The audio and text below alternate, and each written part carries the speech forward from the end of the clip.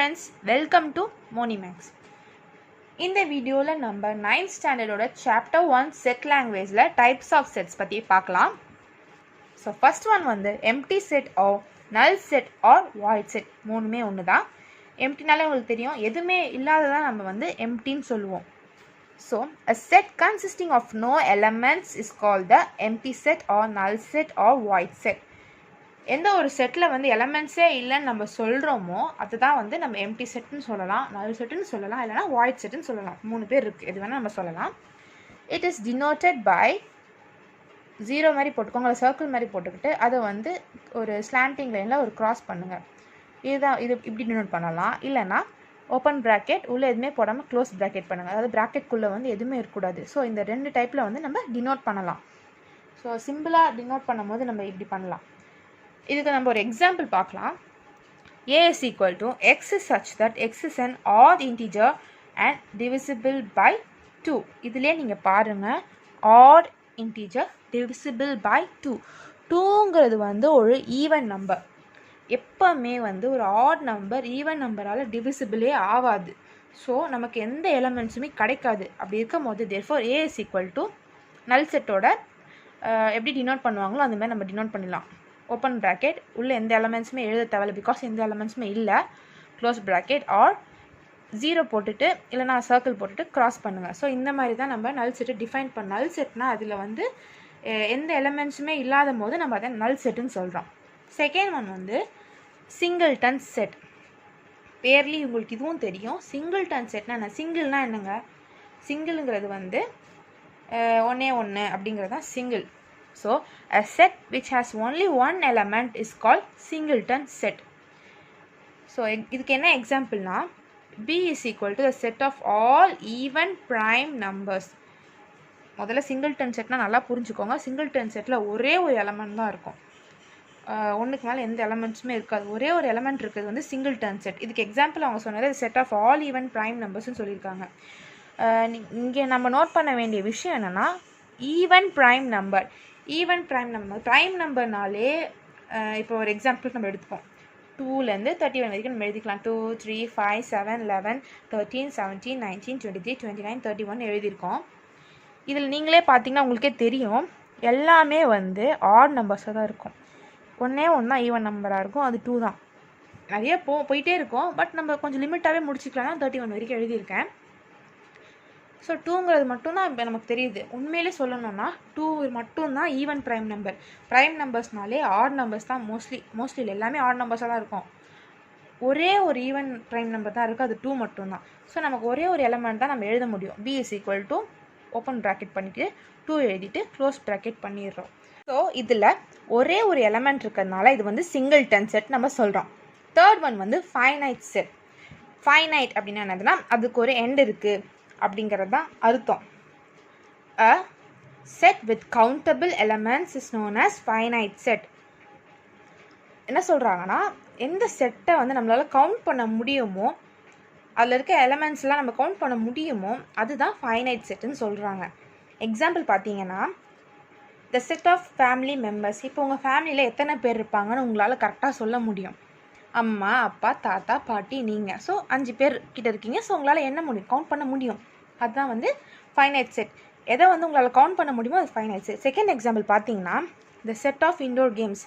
உங்களுக்கு தெரியும், chess, carrom board, அந்த மாதிரி ஒன்றுனா நம்ம இண்டோர் கேம்ஸ் என்னன்னு சொல்லிட்டு நம்மளால் சொல்ல முடியும். லூடோ, ஸ்னேக் அண்ட் லேடர், இதெல்லாம் வந்து இண்டோர் கேம்ஸ். ஸோ நம்மளால் தெளிவாக கவுண்ட் பண்ணி சொல்ல முடியும் இதெல்லாம் இண்டோர் கேம்ஸ் அப்படின்னு சொல்லிட்டு.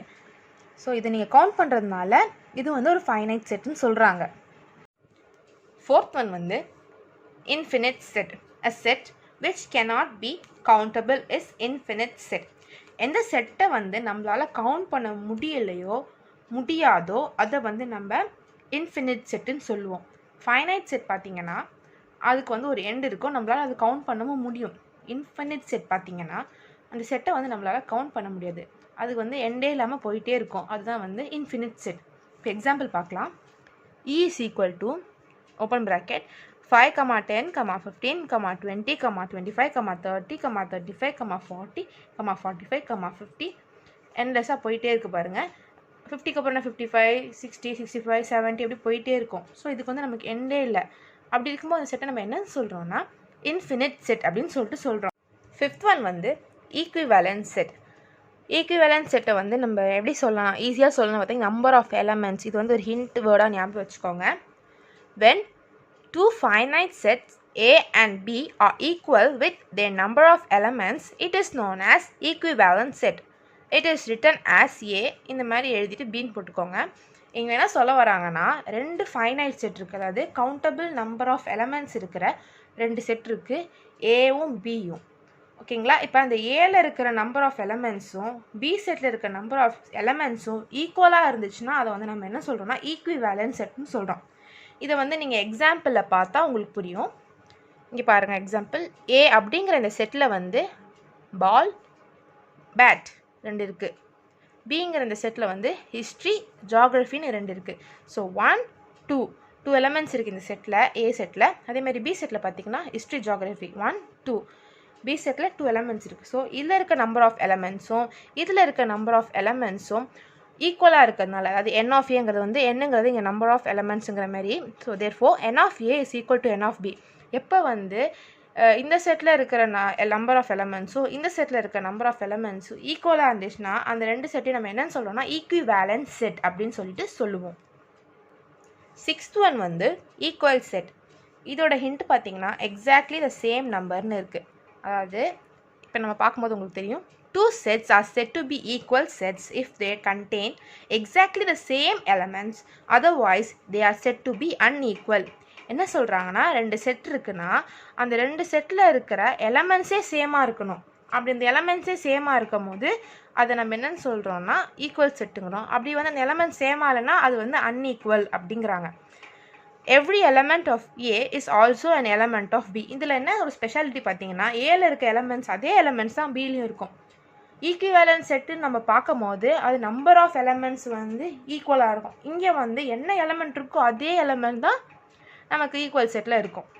If A and B are equal sets it is denoted as A is equal to B. A செட்டும் பி செட்டும் ஈக்குவலாக இருக்கும் போது நம்ம அதை எப்படி டினோட் பண்ணுறோம்னா A is equal to B அப்படின்னு டினோட் பண்ணுறோம். If A and B are not equal, it is denoted as A is not equal to B.